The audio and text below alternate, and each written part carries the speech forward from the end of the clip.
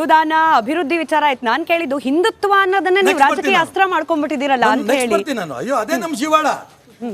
ಈ ದೇಶದಲ್ಲಿ ರಾಜಕಾರಣ ಮಾಡ್ತಿರೋದು ಹಿಂದುತ್ವಕ್ಕೋಸ್ಕರನೇ. ಇದ್ರಲ್ಲೇನು ಮುಚ್ಚುಮರೆ ಇಲ್ಲ. ಯಾಕೆ ರಾಜಕಾರಣ ಮಾಡಬೇಕು? ಬ್ರಿಟಿಷರ ಕಾಲದಲ್ಲಿ ರಸ್ತೆ, ಚರಂಡಿ, ದೀಪ, ನೀರು, ಬಿಲ್ಡಿಂಗು ಮಾಡಿರ್ಲಿಲ್ವಾ? ಯಾಕೆ ಬೇಕಿತ್ತು ಸ್ವಾತಂತ್ರ್ಯ? ಆಗಿದ್ರೆ ಸ್ವಾತಂತ್ರ್ಯ ಬೇಕಾಗಿರೋದೇನೆ ಹಿಂದುತ್ವ, ಭಾರತೀಯ ಸಂಸ್ಕೃತಿ. ಇವತ್ತು ಇಡೀ ವಿಶ್ವ ನರೇಂದ್ರ ಮೋದಿಗೆ ನಿಮಗೆ ನಾವು ವೀಸಾ ಕೊಡಲ್ಲ ಅಂತ ಹೇಳ್ತಿದ್ದಂಥ ದೇಶಗಳು, ಪ್ರಪಂಚದಲ್ಲಿ ನಾವು ಮೊದಲನೇ ಸ್ಥಾನದಲ್ಲಿದ್ದಂಥ ದೇಶಗಳು, ಪ್ರಧಾನಮಂತ್ರಿ ನರೇಂದ್ರ ಮೋದಿ ಮೊದಲನೇ ಸಾರಿ ಪ್ರಧಾನಮಂತ್ರಿ ಆದಾಗ ನಮ್ಮ ದೇಶಕ್ಕೆ ಬರಬೇಡಿ ಅಂಥ ವ್ಯಕ್ತಿಗಳು ಇಡೀ ಪ್ರಪಂಚ ಇವತ್ತು ನರೇಂದ್ರ ಮೋದಿನ ವಿಶ್ವನಾಯಕ ಅಂತ ಒಪ್ಪೋದು ಯಾವ ಲೆಕ್ಕದ ಮೇಲೆ? ಈ ಹಿಂದುತ್ವದ ಮೇಲೇ. ಹಿಂದುತ್ವ ಅಂತ ತಕ್ಷಣ ಸರ್ವೇ ಜನ ಸುಖಿನೋ ಭವಂತು, ಇದನ್ನ ಹಿಂದುತ್ವದಲ್ಲಿದೆ. ಹಾಗಾಗಿ ಇದನ್ನ ಮಾಡಿ ತೋರಿಸಿದ್ರು ನರೇಂದ್ರ ಮೋದಿ. ಅದಕ್ಕೋಸ್ಕರ ಇಡೀ ಪ್ರಪಂಚ ಇವತ್ತು ಮೋದಿ ಜೊತೆಗಿದ್ದಾರೆ. ಆ ಹಿಂದುತ್ವ ಇನ್ನು ಪೂರ್ಣ ಜಾರಿ ಆಗಿಲ್ಲ, ಒಂದೊಂದೇ ಆಗ್ತಾ ಇದೆ. ಬರುವಂತ ದಿನ ರಾಜಕಾರಣದಲ್ಲಿ ಹಿಂದುತ್ವವನ್ನ ಎಲ್ಲ ಪಕ್ಷಗಳು ಒಪ್ಪಬೇಕಾಗತ್ತೆ. ಸರ್, ಇದನ್ನ ಬಹಳ ಚೆನ್ನಾಗಿ ನೀವು ಹೇಳ್ತೀರಾ. ಕಟ್ಟರ್ ಸಿದ್ಧಾಂತವಾದಿ ಅಥವಾ ಹಿಂದುತ್ವವಾದಿ ಅಂತ ಬಿಜೆಪಿಲಿ ಅನ್ಸ್ಕೊಂಡು ಆ ಥರದ ರಾಜಕಾರಣವನ್ನೇ ಮಾಡ್ಕೊಂಡು ಬಂದ್ರಿ ನೀವು ಉದ್ದಕ್ಕೂ.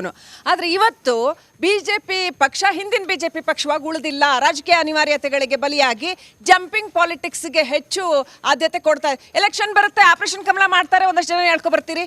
ಆಮೇಲೆ ಮತ್ತೆ ಅವ್ರಿಗೆ ಅಸಮಾಧಾನ ಆಗುತ್ತೆ, ಅವ್ರಿಗೆ ಮೂಲ ಬಿಜೆಪಿ ಸಿದ್ಧಾಂತದ ಜೊತೆ ಹೊಂದ್ಕೊಳಕ್ಕಾಗಲ್ಲ, ಅವ್ರು ಮತ್ತೆ ಜಂಪ್ ಆಗ್ತಾರೆ, ಮತ್ತೆ ಹೇಳ್ಕೊಂಡ್ ಬರ್ತೀರಿ. ಒಂಥರ ಗೋಜಲಾಗ್ಬಿಟ್ಟಿದೆ ಬಿಜೆಪಿ. ನಿಮಗೇನು ಅನ್ಸುತ್ತೆ? ಸಿದ್ಧಾಂತ 2 MP ಇದ್ದಾಗ, 4 ಜನ MLAಗಳಿದ್ದಾಗ ಮಾಡ್ಕೋತಾ ಬಂದ್ವಿ. ಈ ಹಿಂದುತ್ವವನ್ನು ಅವತ್ತು ಇತ್ತು, ಇವತ್ತು ಇದೆ. ಆ ಹಿಂದುತ್ವದಲ್ಲಿ ವ್ಯತ್ಯಾಸ ಆಗಿಲ್ಲ. 2ರಿಂದ 17 ರಾಜ್ಯಗಳು ಇವತ್ತು ಭಾರತೀಯ ಜನತಾ ಪಾರ್ಟಿ ಅಧಿಕಾರಕ್ಕೆ ಬಂದಿದೆ. 2 MP ಇದ್ದವರು ದೇಶದ ಪ್ರಧಾನಮಂತ್ರಿ ತನಕನೂ ಹೋಗಿದ್ದೀವಿ, ನರೇಂದ್ರ ಮೋದಿ ತನಕನೂ. ಹಿಂದುತ್ವದಲ್ಲಿ ವ್ಯತ್ಯಾಸ ಆಗಿಲ್ಲ. ನಾವು 4 ಜನ ಕೂಪಮಂಡಲದಲ್ಲಿ ಇದ್ದಿದ್ದರೆ 2 MPಗಳು ಇಟ್ಕೊಂಡು ಕೂತಿದ್ರೆ ಆಗ್ತಿರ್ಲಿಲ್ಲ. ಎಲ್ಲರೂ ಬರ್ತಾ ಇದ್ದಾರೆ. ಬರ್ತಾ ಇರೋ ರಾಜಕೀಯ ಆಸೆಗೆ ಬರ್ತಾರೋ, ಕುರ್ಚಿ ಆಸೆಗೆ ಬರ್ತಾರೋ ಗೊತ್ತಿಲ್ಲ. ಇಲ್ಲಿ ಬಂದ ನಂತರ ವಿಧಿ ಇಲ್ದೇನೆ ಆ ಹಿಂದುತ್ವಕ್ಕೆ ಹೊಂದ್ಕೋಬೇಕು. ಹಾಗಾಗಿ ಹಿಂದುತ್ವದ ಸಾರ ಇವತ್ತು ಇಡೀ ದೇಶ ಅಲ್ಲ, ಪ್ರಚಾರಕ್ಕೇ ಪ್ರಪಂಚಕ್ಕೇ ಹರಡಿದೆ. ಬರೋಂಥ ದಿನ ಇನ್ನೂ ಜಾಸ್ತಿ ಆಗುತ್ತೆ.